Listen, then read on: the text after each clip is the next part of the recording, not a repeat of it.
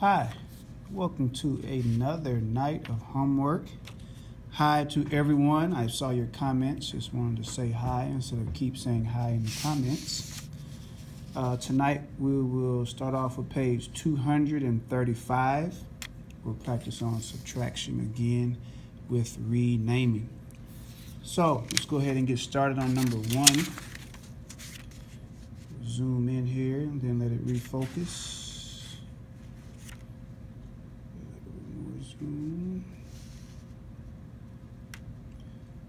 Okay, so for number 1, we're doing 5 1/2 minus 1 2/3.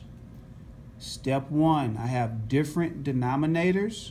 Therefore, I need to make equivalent fractions doing my fraction train. My lowest common denominator is 6. So now I will rewrite my problem using my new equivalent fractions. 1/2 is equivalent to 3/6. 2/3 is equivalent to 4/6. Please remember to bring your whole numbers down as well. So when you look at this, you'll notice here you only have 3/6. And you're trying to take away 4/6. Well, if you only have 3, you can't take away 4. So we'll go to the 5, and we're going to borrow 1 whole from the 5. So the 5 becomes a 4. Now, we borrowed 1 whole, and I want to add it to 3/6. So the best whole fraction would be a fraction that has a denominator of 6. So my numerator would be 6. So my best whole fraction would be 6/6. Then I'll do 3/6 plus 6/6 will give me 9/6.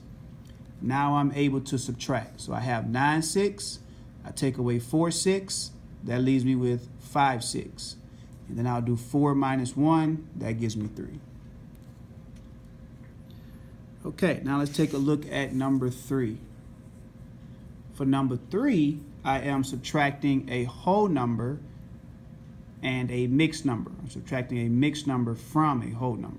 So I have to do 8 minus 3 2/7. So originally there's nothing right there. So since there's nothing right there, I have to borrow from the 8. The 8 becomes a 7. Since I have a 7 in my denominator right here, then 7/7 will be the best whole fraction. So 7/7 minus 2/7 leaves me with 5/7, and then 7 minus 3 leaves me with 4.